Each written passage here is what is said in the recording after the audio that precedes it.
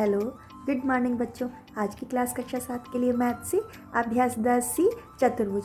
बच्चों, अब हम इस अभ्यास में समानांतर चतुर्भुज पे काम करना सीखते हैं और देखते हैं कौन से व्यवहारिक प्रश्न हैं जिनका हमें दैनिक जीवन में प्रयोग करना पड़ सकता है। ये वीडियो आपके लिए पार्ट 1 के रूप में है।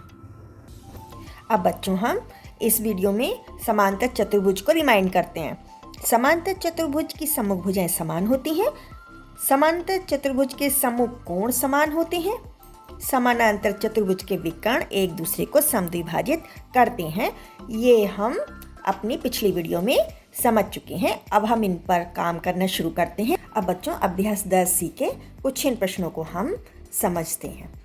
बच्चों, अभ्यास 10C का पहला प्रश्न है कि समानांतर चतुर्भुज का एक अंतः कोण 30 डिग्री है, शेष कोणों के मान ज्ञात कीजिए। अब समानांतर चतुर्भुज के सम्मुख कोण बराबर होते हैं, तो क्योंकि समानांतर चतुर्भुज का एक अंतः कोण 30 डिग्री है तो इसका सम्मुख कोण भी 30 डिग्री का होगा। अब माना शेष दो कोणों का मान x डिग्री है, ठीक है, तो x degree plus x degree plus 30 degree plus 30 degree. अब ये चारों कोण किसके बराबर हो जाएंगे? 360 डिग्री के बराबर हो जाएंगे। तो इन दोनों को जोड़ दो, इन दोनों को जोड़ दो। 2x प्लस 30 और 30 60। अब ये 60 प्लस के साथ में बराबर के इधर जाएगा तो घट जाएगा।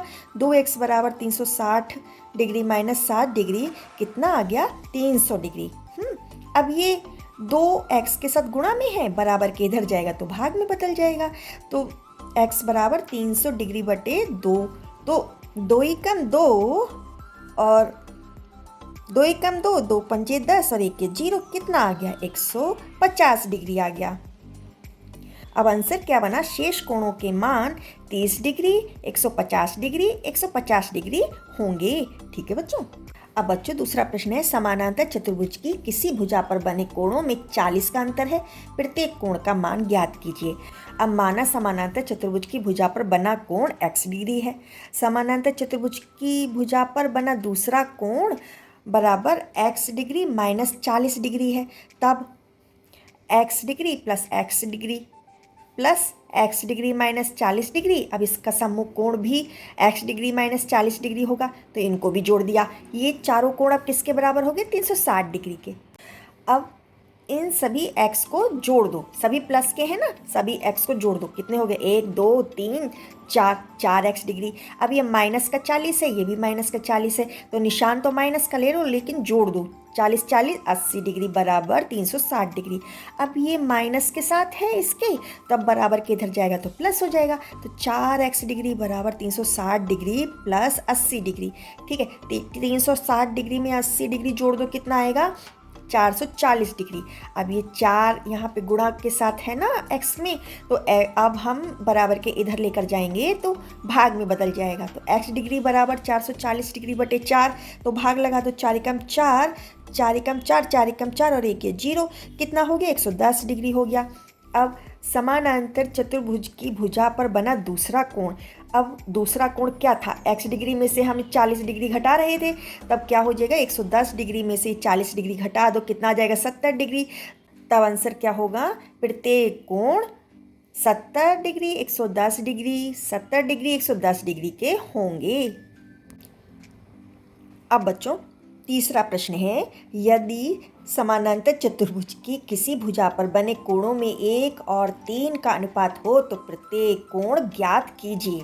ठीक है, तो माना समानांतर चतुर्भुज का एक कोण x डिग्री है, तब समानांतर चतुर्भुज का दूसरा कोण 3x डिग्री हो जाएगा। 1 और 3 का अनुपात है ना, तो अगर ये 1x डिग्री है तो ये 3x डिग्री हो गया।